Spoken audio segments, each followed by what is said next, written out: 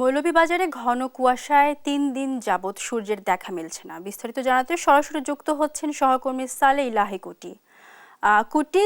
তীব্র এই শীতে ছিন্নমূল মানুষেরা কাজের সন্ধানে বের হতে পারছে কিনা আমাদের জানাবেন।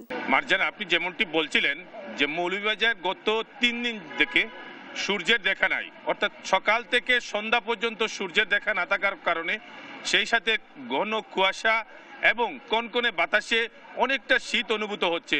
যদিও আজকে মৌলভীবাজারের শ্রীমঙ্গলের আবহাওয়া অধিদপ্তরের খবর অনুযায়ী যে তাপমাত্রা হচ্ছে 11.2 ডিগ্রি, কিন্তু গত 2 দিন থেকে তাপমাত্রা 10 ডিগ্রি থেকে 12 ডিগ্রির মধ্যে উঠানামা করলেও প্রচণ্ড কুয়াশার কারণে এবং কনকনে বাতাসের কারণে অনেকটা শীত অনুভূত হচ্ছে। শীত অনুভূত হওয়ার কারণে যারা শ্রমজীবী মানুষ আছে, বিশেষ করে যারা সকালে কাজে বের হয়, তারা অনেকটাই কাজে যেতে তাদের অনেকটা সমস্যার সৃষ্টি হয়, হাত পা ঠান্ডা হয়ে যায় এবং নানাবিধ সমস্যার সৃষ্টি হয়েছে।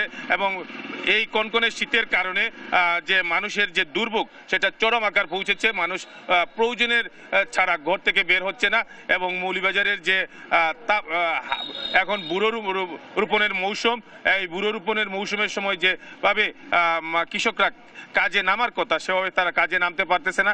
আপনাকে একটি বিষয় জানাতে চাই, আপনি জানেন যে যেটি হচ্ছে মৌলভীবাজার চায়ের দেশ, এখানে চা শ্রমিকরা সকালে উঠেই তারা যেতে হয়, অনেক দূর পায়ে হেঁটে কাজে যেতে হয়, কিন্তু এই কাজে যেতে পারতেছে না কুয়াশার কারণে এবং ঠান্ডার কারণে।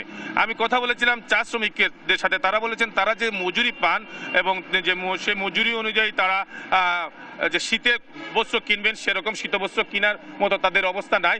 আর এই কনকনে শীতের কারণে যেটা সবচেয়ে বেশি সমস্যা হচ্ছে সেটি হচ্ছে মানুষ অনেকটা শীতের রোগে আক্রান্ত হচ্ছেন।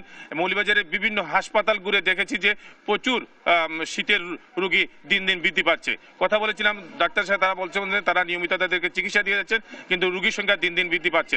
অর্থাৎ মৌলভীবাজারে 3 দিন থেকে সূর্য দেখা নাই। আজকেও প্রচণ্ড কুয়াশা, সারাদিন কুয়াশাচ্ছন্ন থাকে, যার কারণে শীত অনেকটাই অনুভূত হচ্ছে। এই ছিল মৌলভীবাজারের শীত নিয়ে সর্বশেষ খবর।